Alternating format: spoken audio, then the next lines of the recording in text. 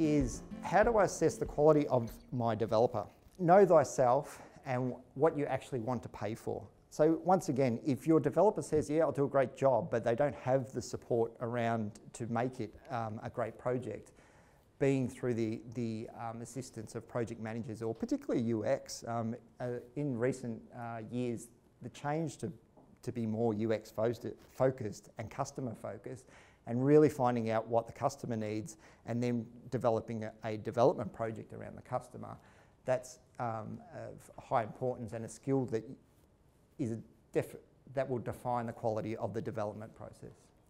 Referees, call their referees, ask for referees of similar size and give them a buzz and talk to them about not only their development project, but how they engage with you as a developer. Like, were there people at hand? Were they quick to respond? Did they deliver on time? What methods are they using to move the project along? And this one I actually used quite often, and it's basically giving any developer, and particularly overseas, I basically chunked a large project down to a 5% piece. So what I would do is actually give each 3 or 4 final developers, it was the final filter process, I'd actually give them a really small chunk of the project and say, I need this built. And I'd sit and watch. I'd be interested in how they're going to communicate with me, how quickly they actually deliver it, and then the quality of the product at the end. You get a very good taste of what the service is going to be like off a very small piece of work without spending a huge amount of money. So that's one strategy. Regular demonstrations. Alex will talk soon about regular demonstrations in terms of sprint weeks.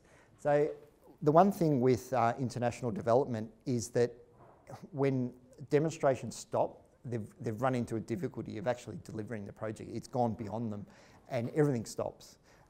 It spent a good 3 months trying to get the developer in Russia, because he got to a point where he basically couldn't complete the work because it got beyond him, beyond his skill set. So, but when that stops, that's when the warning signs are, you should be looking at the warning signs for yourself in terms of the project and whether you need to move it to someone else. Look for the signals. So code review process. In Alliance, we have tech leads which will be reviewing the code from those developing under them. So there's constant review process going on.